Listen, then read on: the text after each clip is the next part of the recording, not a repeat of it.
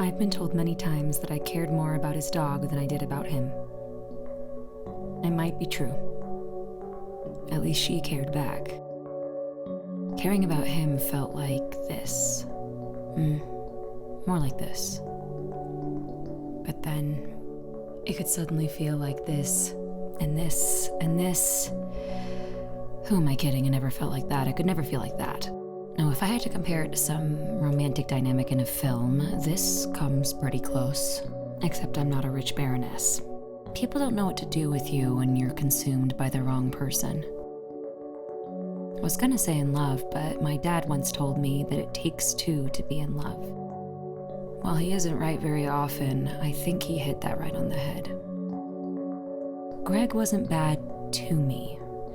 He was bad for me, and I think that that's an important and overlooked distinction. Oh, and it's fine. I can freely say his name and show his face because he will never see this. Last I heard, he's living in Arizona with his fiancée, and he went from selling this to these. There's something kind of nice about it. In spite of all his tireless efforts to appear hard while living in LA, he was always soft.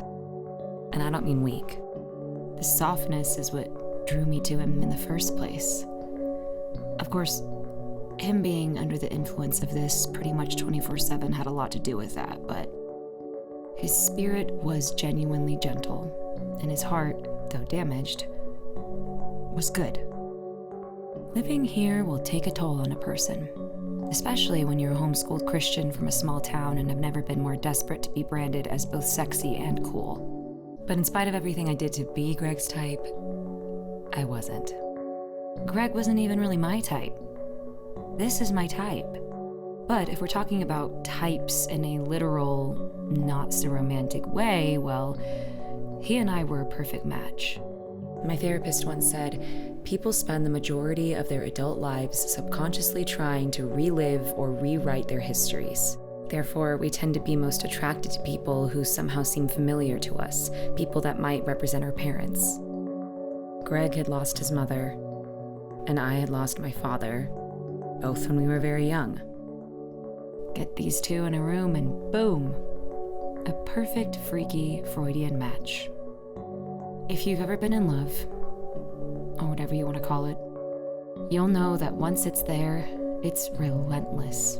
Those three dreaded words keep trying to jump up and out of your throat like it's gonna kill you if you hold them in any longer. It's as if the love is begging you, quick, catch it before it gets away.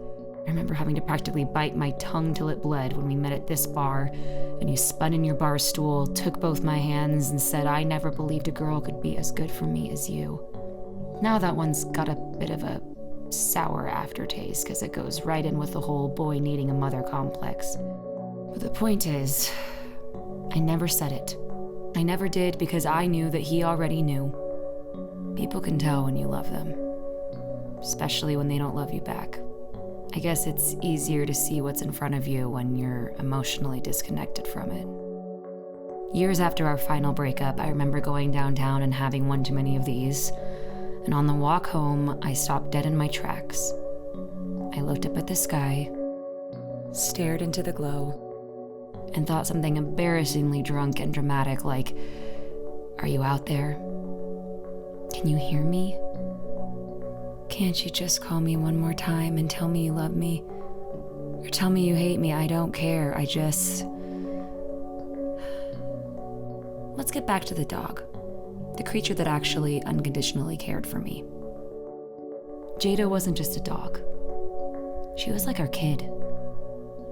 I mean, the first night I came over, which was the first night you had just bought her that morning. For years, I watched her grow, both in size and in love. Had she not been such a prominent part of your life and identity, I don't know if I would have been as attached to you. For a long time, even some days now, seeing a pit bull trot down the road is almost as painful as seeing someone who resembles you. I may have cared more about the dog of my first love than my actual first love, but it's my first love that I'm thankful for.